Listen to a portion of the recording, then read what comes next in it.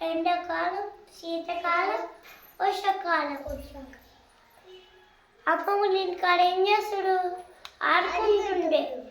ఆడుకుంటుంటే ఎండ వచ్చి నవ్వుతుంటే సెలవు ఉంది స్కూల్. మనకు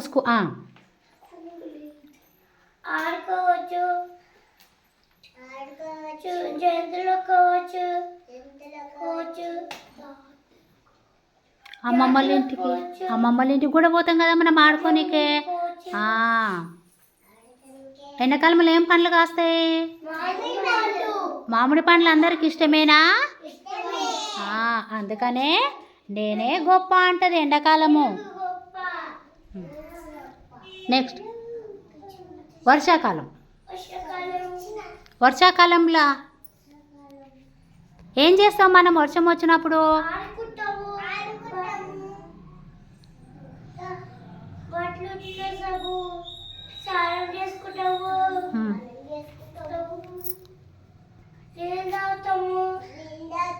పంటలు అందుకనే నేనే గొప్ప. శీతాకాలం గట్టిగా నవ్వుతూ ఏమన్నది? నవ్వి నేనే గొప్ప ఎందుకో తెలుసా? శీతాకాలంలో ఏమేమి వస్తాయి? సెలవులు రావు.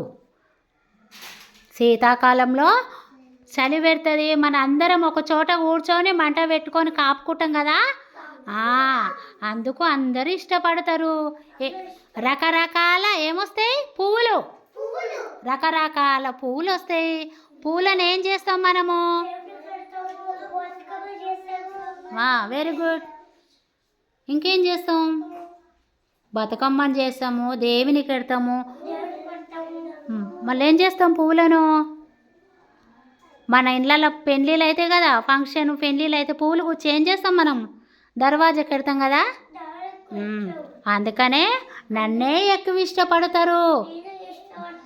అయితే వీళ్ళు ముగ్గురు మాట్లాడుకుంటుంటే ఎవరు విన్నారు? అమ్మమ్మ. వాళ్ళ అమ్మమ్మ ఈయన ఏమంటుంది?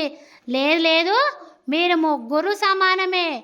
ఎండాకాలము, వర్షాకాలము, శీతాకాలం మీరు ముగ్గురు లేకుంటే మనుషులకు, జంతువులకు చాలా కష్టము, ఇబ్బంది. కాబట్టి మీరు ముగ్గురు సమానమే, మీరు ముగ్గురు గొప్ప అని అలా ముగ్గురికి వాళ్ళ అమ్మమ్మ ఏమిచ్చింది? ఒక్కొక్కరికి ఒక్కొక్క లడ్డు ఇచ్చి ముగ్గురు సమానమే అని చెప్పి బయట ఆడుకోమని పంపించింది వాళ్ళ అమ్మమ్మ.